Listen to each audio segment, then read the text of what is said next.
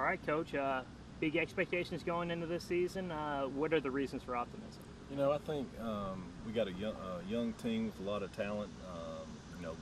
Coach has done a good job. Got some good coaches hired. I told the kids our expectations are now, make the playoffs. Go a couple round deep at least. If we can compete in our region, we got a good chance at 6A football. So. I was just going to say, this fair or not, a lot of the perception about your offense last season was built around Nick Gibson. Right. And there's a lot of capable people on your team, but do you think there's going to be a little bit more balance? Is this going to be more of seeing the Indians rather than it's Nick Gibson and the Indians? Definitely. I think we're going to be, me and the OC talk, we're going to throw the ball a lot more. Quarterback's going to run the ball a lot more. We got some, running backs coming that are really good, so we're going to be a lot more balanced than what we've been in the past. So. Go ahead, Steve. Sorry, man. That's all good. Did you almost find yourself, and I wouldn't say that it was that big of a thing, but did you almost find yourself thinking, all right, how are we going to get Nick involved in the game rather than what would be the best? Last season, a little bit of that? When the big games, it's kind of game planning to get him the football. Whenever other options were there, we were kind of stubborn and said, hey, we're going to run the football, and we should have been throwing it. So I think that's one thing we're going to do this year. We're going to do what the defense dictates to us.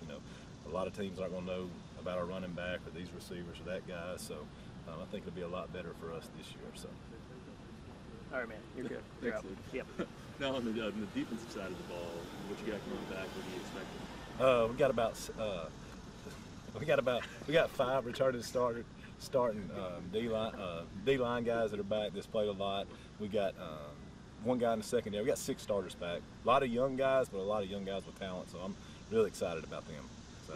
And your class is, by a lot of accounts, the toughest in the state. Right. So how do you navigate that while you're also trying to kind of find a new identity? We just keep do what we do.